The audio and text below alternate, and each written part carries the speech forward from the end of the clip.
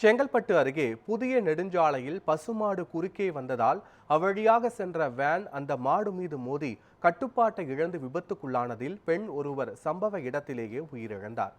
கேளம்பாக்கம் மாதா கோவில் தெரு அருகே நெடுஞ்சாலை இணையும் இடத்தில் வேன் ஒன்று சென்று கொண்டிருந்த போது பசுமாடு குறுக்கே வந்ததால் வேன் கட்டுப்பாட்டை இழந்து நிலை தடுமாறி தலைகீழாக கவிழ்ந்து விபத்துக்குள்ளானது.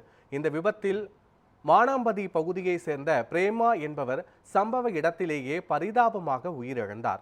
மேலும் 8க்கும் மேற்பட்டோர் படுகாயங்களுடன் தனியார் மருத்துவமனையில் சிகிச்சைக்காக அனுமதிக்கப்பட்டுள்ளனர்.